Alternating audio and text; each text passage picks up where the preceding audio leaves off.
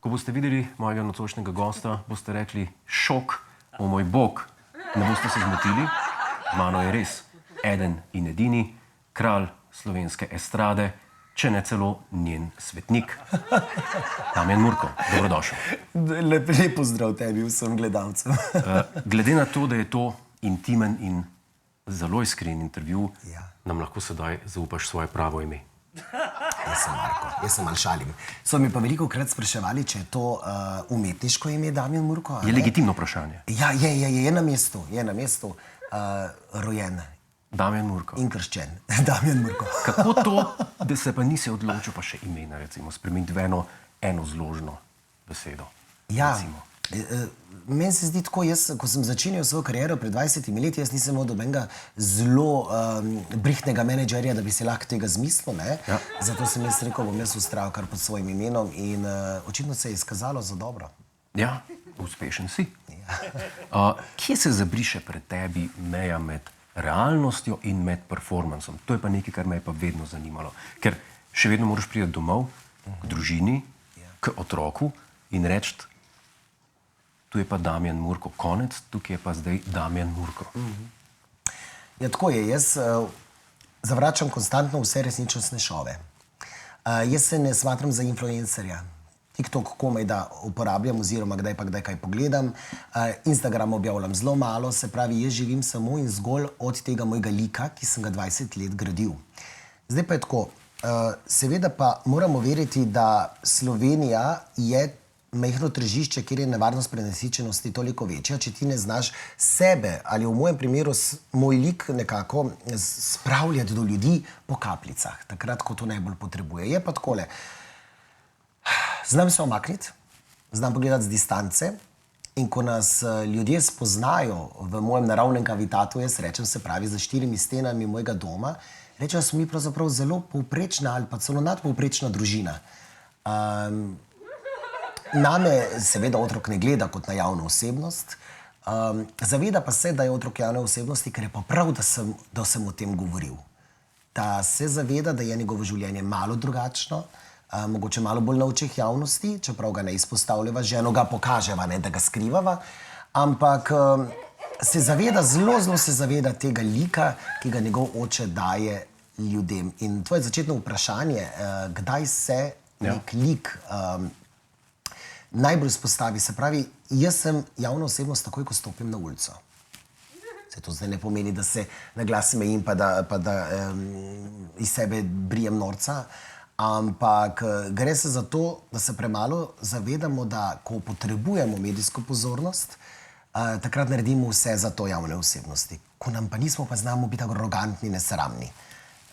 Jaz imam to simbiozo 20 let z mediji, ko jih potrebujem, mi prisluhnejo, ko pa oni mene potrebujejo, pa prisluhnem njim. Drugače pa zelo ločujem tega zasebnega Damjana Murka od tega Murka na odru. Bi si želel za svojega otroka, da bi v življenju ubral podobno pot tvoji? Jaz upam, da ne. Ne? Ne, ker to je zelo trd kruh. Jaz mislim, da sem na naši sceni to gnojnica, koliko sem jo jaz skidal, je ni nišče. Jaz izhajam iz enega sveta, kjer je bil še mogoče rumeni tisk v povojih in jaz sem bil pionir o tem, kako se dostopa preko medijev do ljudi, kako penetrirati v njihove možgane, da si ustvarijo neko mnenje o tebi. Lahko je to seveda, dobro, lahko je slabo, ampak jih ne pustiš ravnodušne. Bil sem tik pred tem, da mogoče že tudi končam. Kaj je to, kar te je najbolj strlo v tisti točki? Ker tega ne bi pričakoval od tebe, kar si zdaj povedal. Ker se mi zdiš skala na tem področju, ker v mnogih ozirih si postal sinonim za pevca, ki ne zna peti, za mojstra, kako bi rekel, namigov v besedilih in tako naprej in tako dalje. Ti si, po angleško bi temu rekli, household name. In kot si sam rekel, si se tega lotil zavestno in me prav zanima, kaj je bilo to, zaradi česa si pa skoraj opustil to kariero. Ja, seveda, največji pomisleki so bili ob rojstvu sina, se pravi 11 let nazaj, ker sem si rekel, kako bo pa ta lik doživljal moj sin. Po drugi strani sem se pa spraševal, kaj bom pa delal, če to znam tudi najbolje, če me je imam svoj krog ljudi, ki me konec koncev poslušajo. Ne? Jaz se vedno rad pošalim, da mediji najbolj lažejo takrat, ko pod mojo sliko napišejo pevec. Je pa takole, da neka medijska podoba je popolnoma izkrivljena ali pa takšna, kakršno si želim, da si mediji nekako narišejo v meni in potem tudi seveda to pošljejo do gledalcev. Moramo pa vedeti, da moje pesmi dosegajo več milijonske oglede na YouTubu. Jaz, ko pridem na nastop, lahko odložim mikrofon in množice pojejo moje pesmi, kar pomeni, da jaz sem pustil en pečat na slovenski glasbeni sceni. Veliko jih je prihajalo, veliko jih je odhajalo, nekateri se zdaj vračajo. Jaz sem 20 let tukaj, brez nekih velikih pacov, ne? Tudi resni glasbeniki, akademsko izobraženi so bili v nekem momentu malo jezni name, zaradi tega, ker ni bilo dela, jaz sem pa ves čas delal.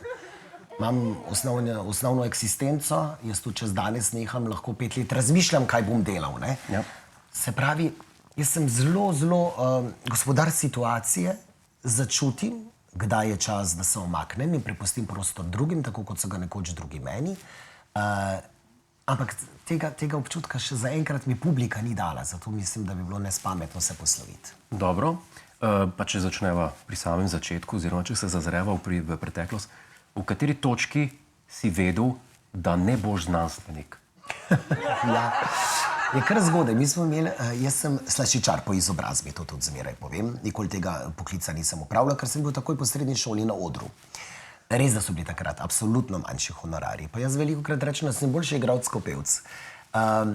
Publika mi verjame, to je zelo pomemben faktor. Je pa takole, mi smo imeli eno amatersko prireditev Živilko poje in mi smo to štartali v dvorani Tabor, se pravi, to je bila kar velika zadeva. Jaz sem takrat pel Dan ljubezni, mislim, da nisem zmagal, ne, glede na slišano, bil sem pa ogromno odobravanje občinstva. Se pravi, v meni je bilo nekaj, kar je ljudi pritegnilo. In takrat sem si jaz rekel, Madona, kaj pa, če bi jaz to počel? Rad sem bil v središču pozornosti, rad sem videl, da se ljudje mojim šalam smejijo, da se smejijo mojim besedilom, ne, kakorkoli. Sem rekel, dajmo poskusiti. Pot ni bila lahka, seveda ne. Jaz nisem imel, kot sem rekel, nobenih velikih menedžerjev, nobenih uredniških hiš, ki bi stale za mano. Mediji so pa me glede na moj način razmišljanja in na mojo profesijo imeli zelo, zelo radi. Pa še to se je pokazalo, da takrat, če je bil Damjan Murko na naslovnici, je to bilo v hipu razprodano. In tukaj se je potem videlo, da sem neko pravo testo za gnest, za medije, kar se pa tiče spet mojih čustev, pa mojega zasebnega življenja, pa mojega razmišljanja. Je pa nikoli noben ni vprašal, kako se pa počutiš. In sem šel sam čez to. Ampak je prav. Prav je, da greš čez te stvari, da včasih se mi je zdelo, ne vem, so me tudi žvižgali, a ne? Na koncertu. Na koncertu. Danes mečejo rože. Čeprav recimo rekel si, da se nimaš za pevca, da si vse razen pevec. Vseeno pa te ljudje najemajo, da poješ, da jim poješ. To diši po prevari. Ja, malo sem prevarant, priznam. To sem želel slišati. Hvala lepa. Damjan, nimaš vozniškega izpita, vozijo te ljudje. Ja. Kakšna je zgodba za tem? Se nočeš mazati rok s tem umazanim poslom vožnje? So slovenske ceste preslabe za te? Jaz so kar slabe, ja. Ja, to kar slabe. Ampak jaz mogoče je to mali izgovor. Temelji pa moje življenje tudi na eni zgodbi, ko sem jaz dopolnil 10 let, smo imeli z mojim dedkom kar precej hudo prometno nesrečo, so ga potem tudi oživljali. Jaz sem bil udeležen v tej prometni nesreči. Bogu hvala, je dedek zdaj v redu, še zmeraj med nami in se imamo zelo radi. Mogoče, se pravi, je lahko to izgovor, da jaz ne sedem za volan. Strah. Mogoče v podzavesti. Mogoče v podzavesti, ja. Pač neka slaba izkušnja. Mogoče zaradi tega nikoli nisem sedel za volan. Se popustim zapeljati. Pa tudi po svojih dogodkih in nastopih lahko kaj spiješ brez problema. Ja, ampak sam deci. Deci. Sam deci. Koliko pa je preveč zate? Kje? Če spijem 2 deci, bo že naslov. Damjan Murko ni popeval po Ljubljani, ampak popival. Razumem. En kozarc je meni zelo težko spiti. Ja. Samo enega. Pa se kdo bo rekel, da je spazim na imič? Dva sta preveč. Dva sta že lahko preveč. 3 so pa premalo. Je pa sva nekje tle. Ja. Napisal si tudi 2 knjigi, Srečen, ker sem moški, in Sladko življenje Damjana Murka. Ti si pisal avtobiografske oziroma doživljajske knjige, tako rekoč, preden je bilo to v modi. Ker danes nisi Slovenec, če nimaš svoje knjige. Kaj pa zdaj? Mene je takrat poklical Zmago Jelinčič Plemeniti. Je bil takrat že Plemeniti? Je bil. In je rekel, posluš, vsak pravi Slovenec mora imeti svojo knjigo, svojo biografijo. Jaz sem bil takrat star 25 let. Sem rekel, posluš, kaj pa jaz lahko povem?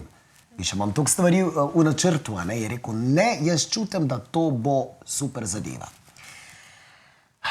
Potem je knjigo sicer po mojem pripovedovanju napisala Marjanca Šajher in sva potem nekako gradila, seveda na rahlem pretiravanju, zato da je bralcem pač zanimivo, na neki resnici mojega popotovanja po mojem zasebnem življenju, pa tudi po estradi. Ko smo potem založba Učila je to izdala, ko smo imeli potem predstavitev biografije, teden dni zatem so povedali na tiskovni konferenci, da je razprodana. Mislim, da je bilo 3000. 3000, to je... Kar je v enem tednu ogromno. To je še danes dosežek. A ne? Ja.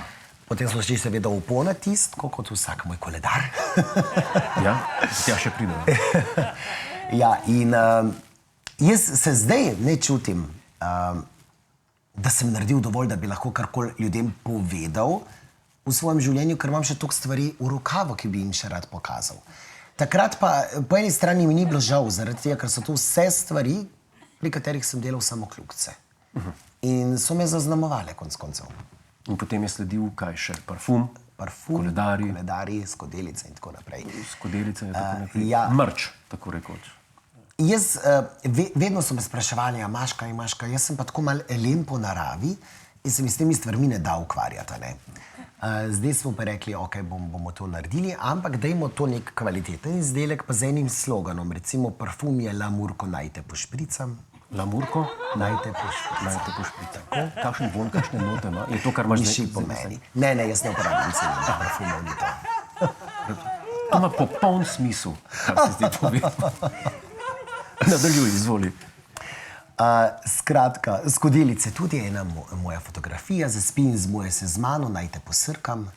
Se pravi, ljudje imajo, da se malo nasmejijo, z tega pa za nek spomin. Imam tudi redne naročnike svojih parfumov. Sem rekel, da so zelo kvalitetni in jaz se res ne šalim. In koledarjev?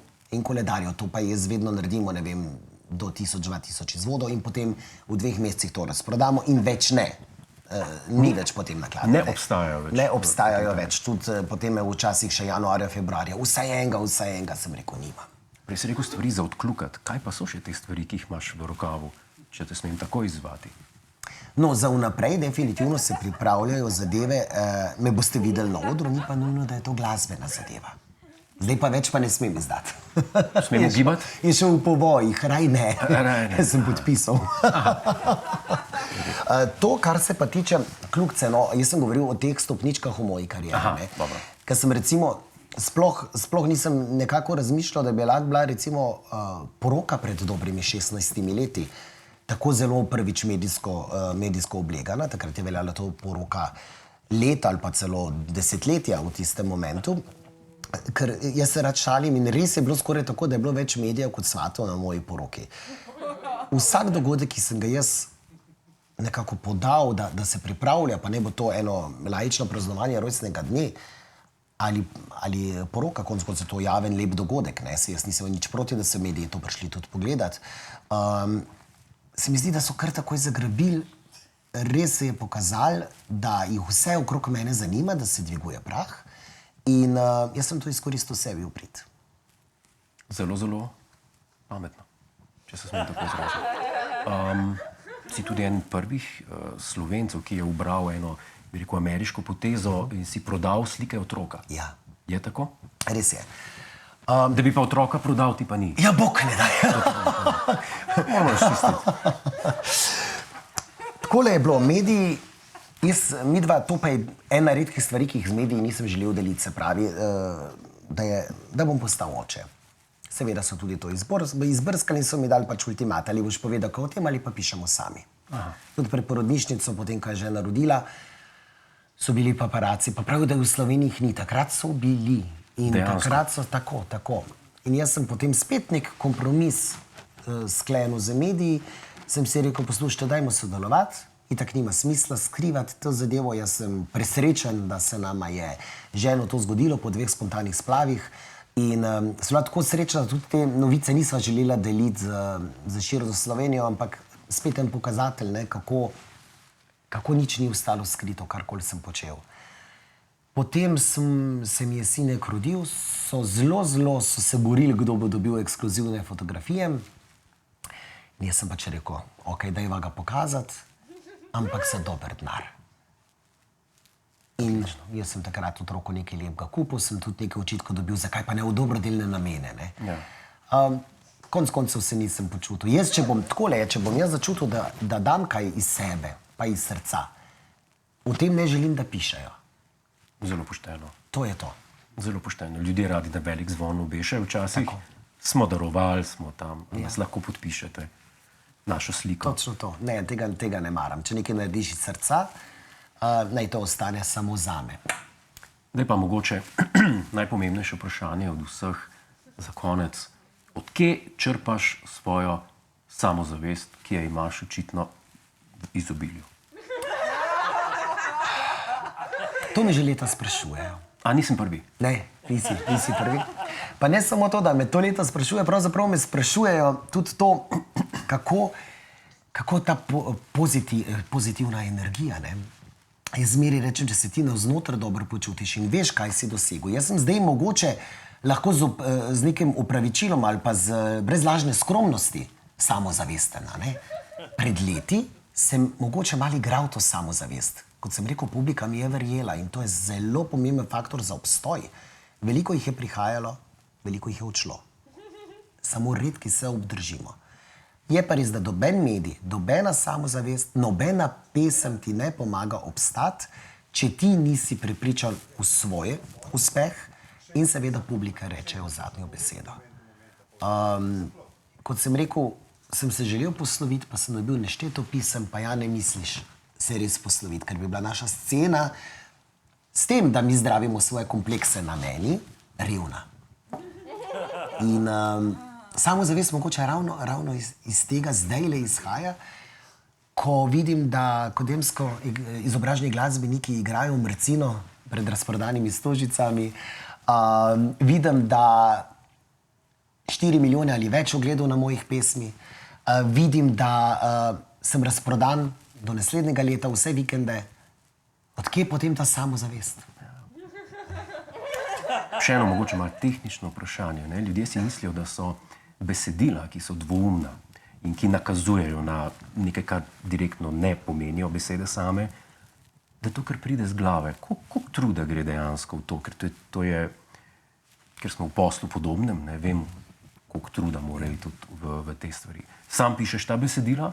Največje uspešnice mi je napisala Saša Lendero. Aha. Mi smo se v nekem momentu zelo družili. A ona je ta packa? Ona je, pokažem na njo, Miha Hercog in Saša Lendero sta kriva za moje največje hite. Šok sem pa napisal sam. Besedilo, to je pa res, to pa priznam. A Denis obstaja? Ta Denis obstaja. Res? Ja, dela na enem radiju, sam ne smem povedati na katerem. Malo se šali, malo je res. Damjan, najlepša hvala za te Z velikim veseljem. globoke, lahko rečemo temu filozofske misli.